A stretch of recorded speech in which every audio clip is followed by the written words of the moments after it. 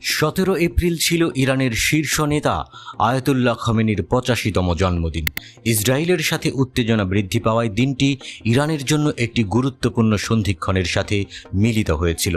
খামেনির শারীরিক অবস্থা সম্পর্কে বিশদ গোপনীয়তা থাকলেও সুপ্রিম লিডারের মেডিকেল টিমের প্রধানের অভূতপূর্ব মন্তব্য খামেনির প্রকৃত অবস্থা সম্পর্কে জল্পনাকে বাড়িয়ে দিয়েছে।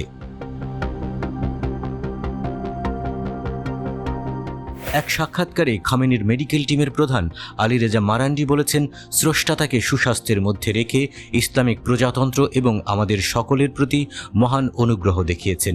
তিনি তার বয়সকে অস্বীকার করে অসাধারণভাবে ফিট। এই মন্তব্যগুলো জনসাধারণকে আশ্বস্ত করার পরিবর্তে সম্ভাব্য উত্তরসূরিদের সম্পর্কে নতুন করে প্রশ্ন তুলেছে।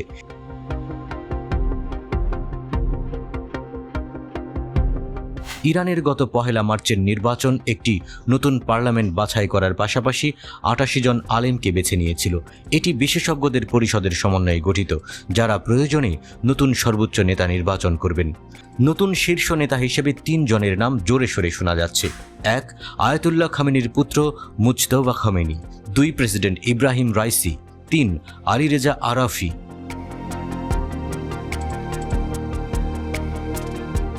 মুজতবা খামেনি কি হবেন নতুন সুপ্রিম লিডার?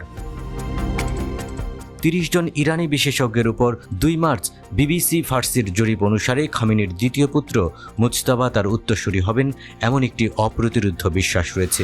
1979 সালের ইরানের বিপ্লবের নেতা আয়াতুল্লাহ রুহুল্লাহ খামেনির বংশগত শাসনকে একটি অবৈধ রাজতন্ত্রের সমতুল্য বলে নিন্দা করেছিলেন। এই মতামতটি 21 খণ্ডের বক্তৃতা, বার্তা, সাক্ষাৎকার, ডিক্রি, ধর্মীয় অনুমতি এবং চিঠির সংকলনে প্রকাশ করা হয়েছিল, যা সহিফায়ে ইমাম খামেনি নামে পরিচিত।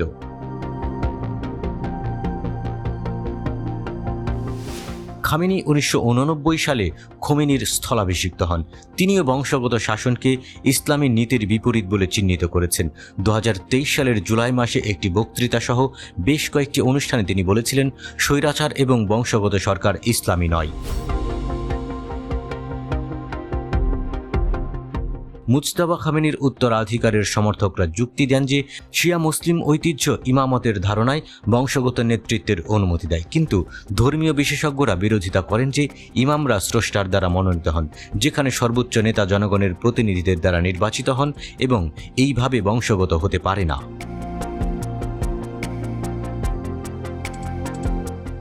ইব্রাহিম রাইসির সম্ভাবনা। বর্তমান প্রেসিডেন্ট ইব্রাহিম রাইসি বছরের পর বছর ধরে তার অটল আনুগত্য প্রমাণ করেছেন। অনেক বিশেষজ্ঞদের মতে এই পদের জন্য প্রয়োজনীয় ব্যক্তিত্ব এবং ক্যারিশমা বর্তমানে ইব্রাহিম রাইসি ছাড়া কারো নেই। প্রকৃতপক্ষে রাইসির মতো একজন ব্যক্তিত্ব ইসলামী বিপ্লবী গার্ড IRGCর জন্য আদর্শ হতে পারেন, যা সম্ভবত খামেনির অনুপস্থিতিতে পর্দার আড়ালে ইরানের অভ্যন্তরীণ ও বিদেশি নীতিগুলোকে রূপ দেবে। আলী রেজা আরাফি।